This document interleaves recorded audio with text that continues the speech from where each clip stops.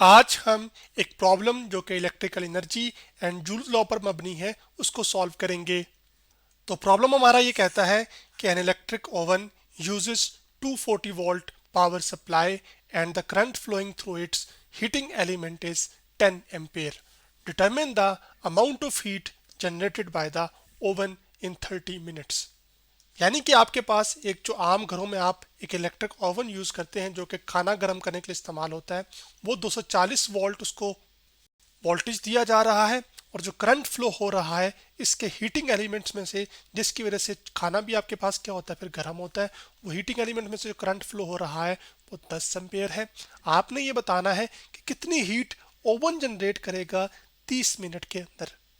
अभी जो electrical energy है, ये इलेक्ट्रिकल एनर्जी हम कहते हैं energy due to flow of charges को, जबकि जो जूल्स लॉ है इसका हम इस्तेमाल करते हैं जो हीट एक इलेक्ट्रिकल इक्विपमेंट जनरेट करता है उसके लिए। तो वो जो हीटिंग प्रोड्यूस होती है जूल्स लॉ की मदद से जो हम कैलकुलेट कर सकते हैं, वो हीटिंग हम उसको रिप्रेजेंट करते हैं, क्योंकि हीट भी एक फॉर्म ऑफ एनर्जी है, उसको रिप्रेजेंट करते हैं हम सिंबल एच के साथ, जो कि बराबर होता था आपके पास आई स्क्वेयर, यानी कि जितना करंट फ्लो हो रहा है उसका स्क्वेयर, आर जो कि हीटिंग एलिमेंट की रेजिस्टेंस है जो कि चार्ज के फ्लो के लिए रुकावट पैदा करती है, जबकि टी वो टाइम ड्यूरेशन है जिसके लिए वो करंट फ्लो कर रहा है। ये जो है आपके पास मैथमेटिकल फॉर्म है जूल्स लॉ की। तो ये हमारे पास अब जूल्स लॉ है। अब इसमें हमारे पास अगर गिवन डाटा में देखा जाए तो हमारे पास जो वोल्टेज दिया गया है वो हम यहाँ पर सबसे पहले वो बता देते हैं कि वोल्टेज कितना है, 240 वोल्ट। तो मैं यहाँ पे लिख लेता हूँ कि वोल्टेज 240 वोल्ट है, जबकि जो करंट फ्लो हो रहा है वो हमारे पास 10 एम्पेयर है हीटिंग एलिमेंट में से, जो कि हम चार्जेस के फ्लो को कहते होते हैं करंट असल में। जबकि जो करंट है ये आपके पास पोटेंशियल डिफरेंस की वजह से फ्लो करता है और उसको हम मेजर करते हैं वोल्ट्स के अंदर।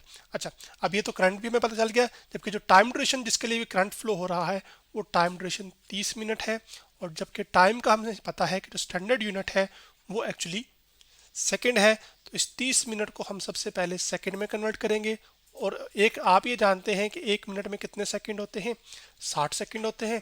तो 30 मिनट्स को हम मल्टीप्लाई कर देंगे 60 के साथ, तो हमारे पास टोटल नंबर ऑफ सेकंड्स आ जाएंगे 30 मिनट के अंदर, या फिर इसको हाफ आर भी कहा जाता है।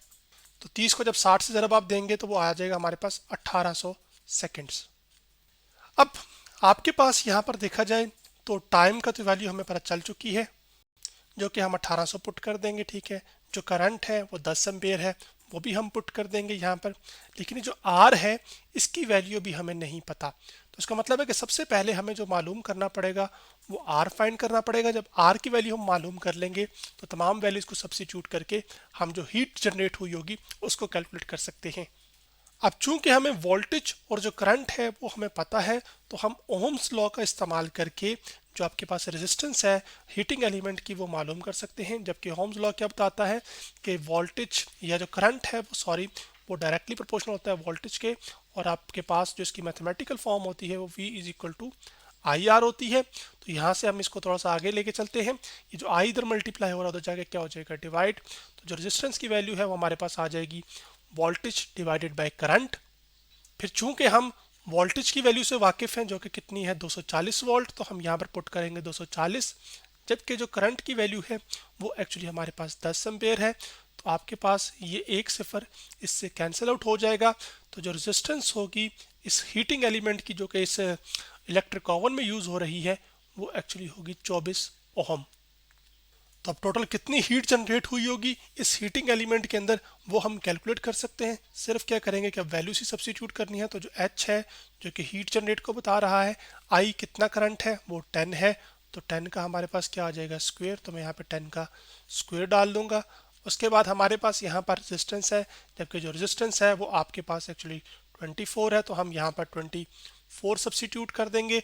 उसके साथ साथ आपके पास जिस टाइम ड्यूरेशन के लिए करंट फ्लो हो रहा है वो 1800 सेकेंड है, तो हम यहाँ पर 1800 सेकेंड पुट कर देंगे। तो आपके पास अब तो सिर्फ मल्टीप्लिकेशन ही है, और मल्टीप्लिकेशन में 10 का जो स्क्वायर होता है वो 100 होता है, फिर 100 मल्टीप्लाई होगा आपके पास 24 टाइम्स 1800 से। तो यहाँ पे इसको लिख भी लेते हैं।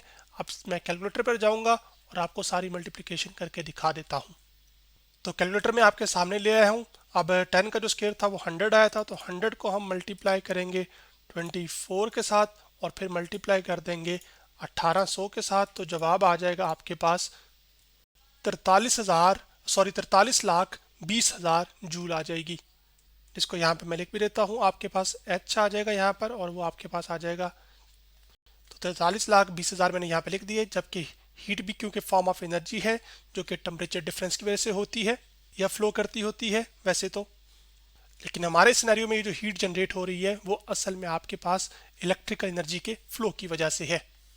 अब इसको हम एक स्टैंडर्ड फॉर्म में लिख सकते हैं। वो किस तरह से लिखेंगे कि आपके पास इसका जो डेसिमल है वो भी वो राइट साइड पे है, तो हम इसको 6 डेसिमल प्लेसेस शिफ्ट करेंगे तो आपके पास ये लिखा जाएगा फिर 4.32 multiply by 10 to the raise power, आपके पास आ जाएगा यहाँ पर कितने डेसिमल प्लेसेस शिफ्ट किए हैं, 1 2 3 4 5 6, तो आपके पास और राइट से किस तरफ शिफ्ट किए हैं, लेफ्ट की तरफ। जब राइट से लेफ्ट की तरफ शिफ्ट करते हैं तो आपके पास ये पावर क्या आ जाती है, पॉजिटिव, तो ये जूल आ जाएगा। जबकि जो 10 टू द रेज पावर 6 है ये असल में प्रीफिक्स है किसका, मेगा का, तो आपके पास आ जाएगा ये 4.32 मेगा जूल। जबकि यहाँ पे मैं लिख भी देता हूँ कि 1 मेगा किसके बराबर होता है, वो आपके पास 10 टू द रेज पावर 6 के। तो इसका मतलब हुआ कि 4.32 mega joule energy, heat energy जो है वो जनरेट की होगी इस ओवन ने 30 मिनट के अंदर, जब उसमें से 10 एम्पियर का करंट फ्लो हो रहा हो और आपने जो वोल्टेज सप्लाई किया हो वो 240 वोल्ट का हो। तो आज हमने एक प्रॉब्लम जो कि electrical energy and joules law पर मबनी था उसको सॉल्व किया।